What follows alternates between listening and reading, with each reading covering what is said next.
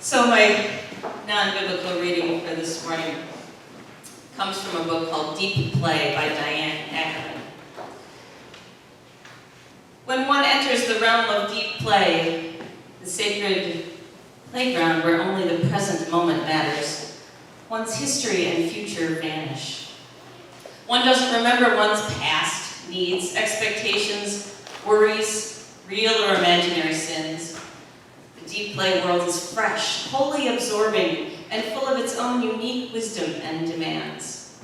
Being able to temporarily step outside of normal life while keeping one's senses alert is indeed like being reborn. To erase all memories and yearnings, to be vigorously alive without self-awareness can provide a brief return to innocence. In rare moments of deep play, we can lay aside our sense of self, shed time's continuum, ignore pain, and sit quietly in absolute present, watching the world's ordinary miracles. No mind or heart hobbles, no analyzing or explaining, no questioning or logic, no promises, no goals, no relationships, no worry.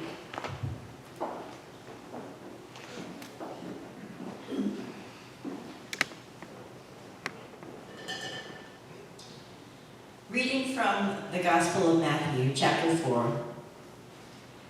Jesus traveled throughout Galilee, teaching in the synagogues, proclaiming the good news of the kingdom of heaven, and healing all kinds of diseases and sicknesses among the people. His fame spread throughout Syria, and people suffering from illnesses and painful ailments of all kinds, those who were demon-possessed, those who were epileptic, those who were paralyzed, were brought to Jesus, and he healed them. Large crowds followed Jesus, coming from Galilee, the Decapolis, Jerusalem, Judea, and Transjordania.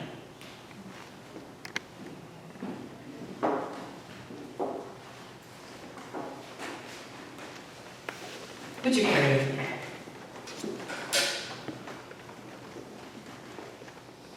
Holy One, help us to open our minds and our hearts, to feel free, to remember innocence, to remember what it's like to run through the grass barefoot, splash in the waves, to climb a tree, to build a sandcastle. The freedom and the joy, the simple joys of all of those things. Let that fill us up as your Spirit fills us up. And may the words of my mouth and the meditations of each of our hearts, may they be filled with your wisdom and your play. Amen. So we've been talking about play for a couple of weeks now. We started off with the spirituality of play, and then last week we talked about creativity and play, and how play enhances our creativity in every aspect of our life. And today we move to play and healing. So I chose the reading that Marilyn read for you as sort of a generic healing story, if you will. There are all kinds of stories in the Gospels of Jesus healing folks, body, mind, and spirit. And my intent was just to remind us that it was an important part of his ministry. Now, I don't know that he specifically used play to heal, though I'm pretty sure he wasn't a stiff, rigid, stuck-in-the-mud kind of guy. At least my Jesus isn't. If you want that one, you can have him. I like mine who was, a little bit of a drunkard and a glutton, and, there's some, if you start to study scripture enough and you know a little bit more about the context, you see where he's poking fun at people where we might not be able to, from our perspective, not quite understand what was going on back then. But I'm pretty sure he had a good sense of humor, and that he incorporated play just in his ministry. ministry and who he was. And that so I don't think that he would have any issue with anything I'm going to say today, frankly, if any of you care. I never really thought about the connection between play and healing. I thought about laughter and healing. That's talked about a lot. I hadn't really thought about play and healing. And yet, as I've been reading a lot about play in the last couple of weeks and thinking a lot about it, it makes perfect sense that playfulness, being playful, having playtime, is healing for every aspect of us, really. And I don't want to put overdue emphasis on the physical aspect, although when we play, it does reduce our cortisol levels, which are the stress hormone, which if you have too many of those can cause heart disease.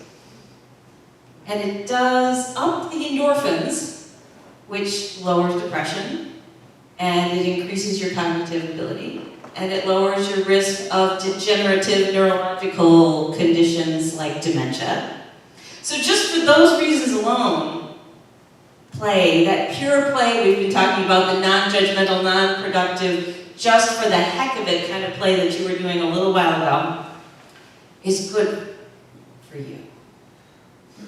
Spiritually, I think of healing less as a physical healing and more of an emotional, inside healing. And I think play is really good for that kind of healing because it gets us out of our heads and off the hamster wheel of worry that we go around and around and around on, and it frees us a little bit. It gives us just our brains a little bit of a break to stop that incessant what ifs and could have beens and maybe this and I should be doing that. It steps us back. It helps us make connections with other people, and so those connections are good to stop us from feeling isolated or alone. And it gives us a different perspective. When you can step outside of your stuff for a little while, maybe we can all see things in a different light and gain some new insight on what's going on in our lives and in our situations. And what's important and really what's really just the hamster wheel and we need to just let it go.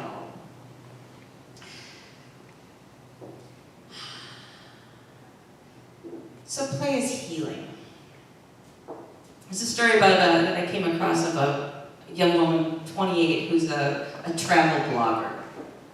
And she said that she finally got to a point in her life where she was so stressed out and she was being so rigid with her life that it was causing her depression. And it wasn't until she reintroduced play into her life that she started to feel like herself again. And so she said now she incorporates play every day, whether it's rollerblading or painting or just playing her harmonica, just for a little bit, because it brings her back to herself. And she's found that play is so important to her well-being that she has structured her life around outside play. That's something that feeds us and fills us, that balances us.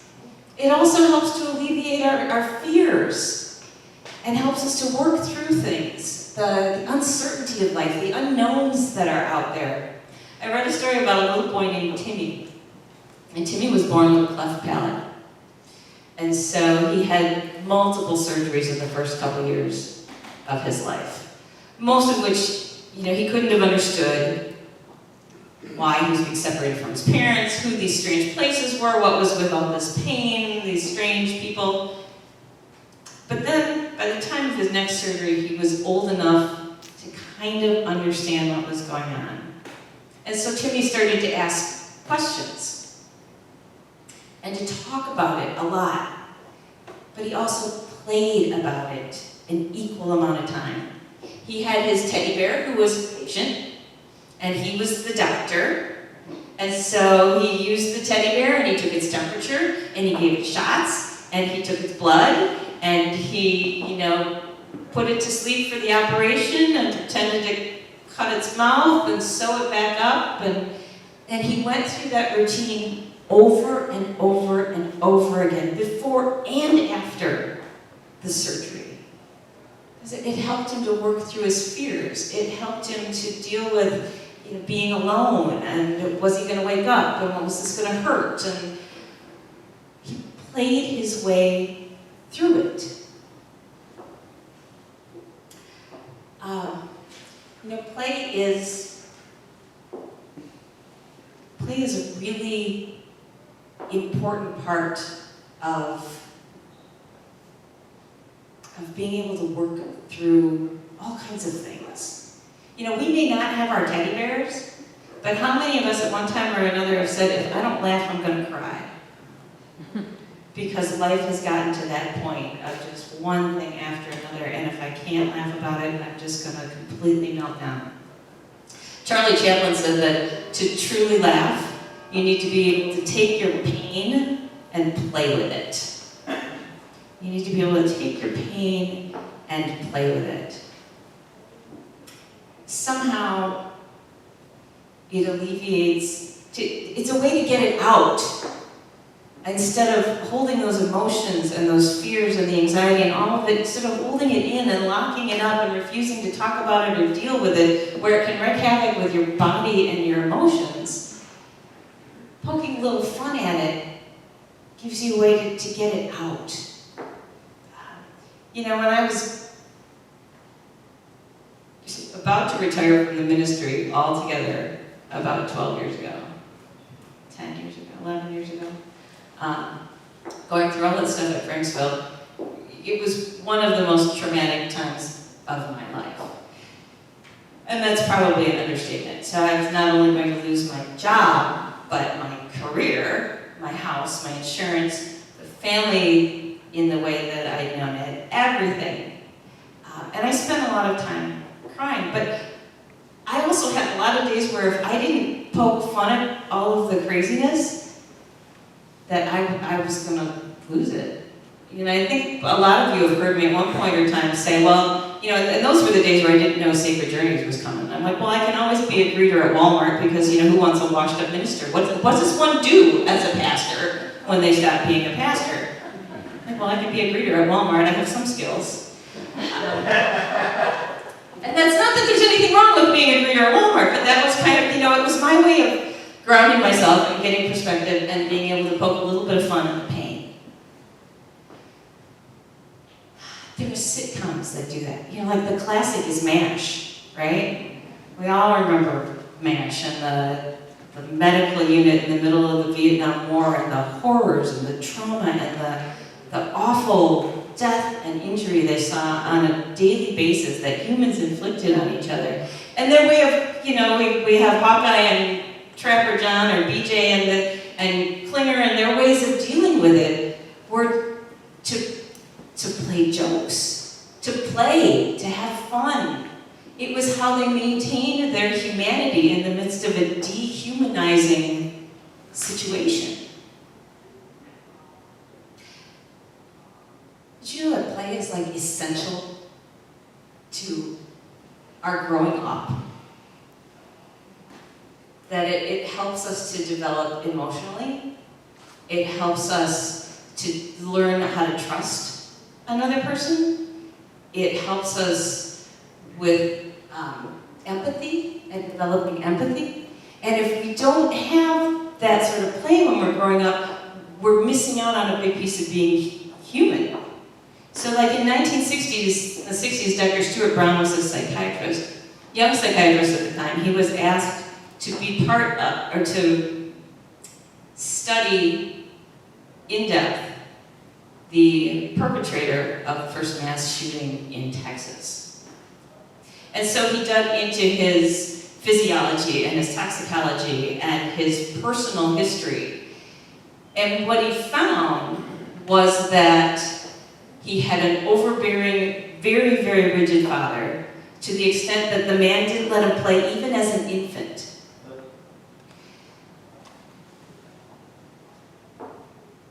And so he basically had no play history whatsoever. So he found that Dr. Brown found that so fascinating that he broadened the study. And he got a team of researchers to help him interview every murderer in the Texas penal system at the time and compare them to a control group. And what they found was that an overwhelming majority, 90% of those perpetrators had had a non-existent or a bizarre or deviant or deficient play history. We need to learn how to play and not forget. You know, this is sort of a kind of a warped comparison, but it got me thinking about The Sound of Music. You remember, Mom died, and you've got like the 6 kids who are now all dressed in their little uniforms, and they don't get to play, but they have to march around the yard, and that was their play, and the little whistle that he had for each and every one of them. Until, thank God, Maria came, and she made them clothes out of draperies, and she had them climbing trees and running through the hills and singing The Sound of Music. And she saved those kids by playing with them, and she eventually saves Captain Von Trapp too, right? By getting him to play again, to get back in touch with his humanity, so that he could have a relationship with his kids and then his new wife and everybody else. Mary Poppins was the same thing. I was totally on a Julie Andrews binge, you know? What would have happened to George Banks if they hadn't flown kites? He got all rigid and blown out of shape about the kids having fun and everything, and yet at the end what brings him back to his humanity is his ability to just play, to just be in the present and remember what's important, to enjoy life, and that we have life within us to give and to celebrate. Can you think of a time where play healed you in some way? Brought you back to yourself, helped you to deal with a difficult situation, helped you to mend a relationship? Think about those times. Think about maybe, I think there's a continuum between like total off the deep end responsible adult and total off the deep end playful child as we grow up. And where are each of us on that continuum? Do we still remember what it's like to play? I gotta tell you, I was sort of nervous to do all this morning.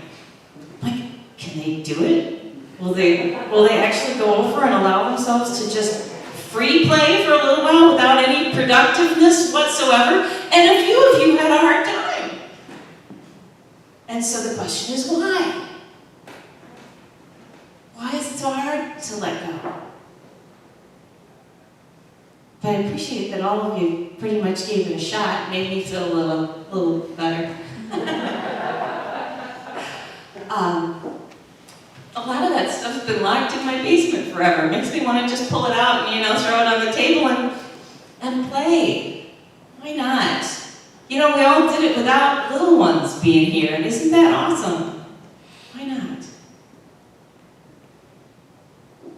So I would be remiss if I didn't say that there are therapists out there who specialize in play therapy and use play for, art and music and dancing and sand trays and games to help people to get in touch with emotions and things that they've buried really deep.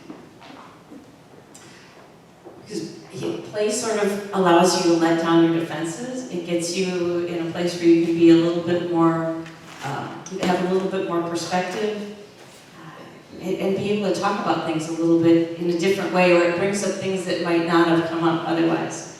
I read a story about a therapist who had a client, and he worked for the coroner's office.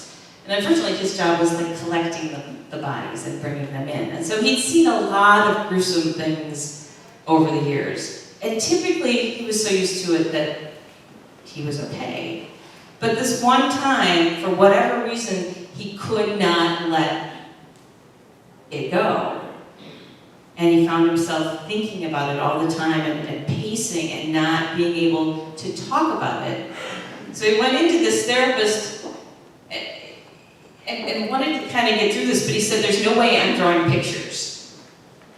So he looked around the office and she had a wall where they could throw clay. And so he agreed that throwing clay would be a good thing. So they went over to the wall and they just started picking up lumps of clay and just wailing it at this wall. And he did this alongside with the therapist. She did it at the same rate, the same intensity that he did it. And after a few minutes of doing this, he kind of said, you know, wow, it feels really good just to throw something. And they kept at this. And slowly, a little bit at a time, piece by piece, he started to be able to reveal the story of what had happened and to talk about some of the side issues that were also causing problems inside of him, and all of it that was kind of mushed up together until he got some clarity with it. After about 45 minutes of throwing at the wall, he finally stopped. And he looked at her and he said, oh my God. And he sat down and he just wept. And he wasn't necessarily weeping over the body or what had happened. He was weeping because he realized he wasn't crazy. That he was just an ordinary guy who had got caught up in a confluence of circumstances that were out of the ordinary and hard to deal with. So, in this whole series, understand that, and I imagine you do, that I'm not talking about play as something that's an escape or a numbing. I'm not talking about going out and getting drunk and dancing on tables. I'm not talking about, playing your Xbox until you can't see straight anymore.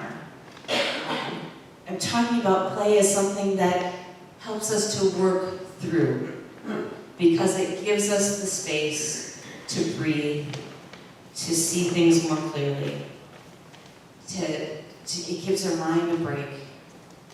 It helps us make connections with other people in a different way.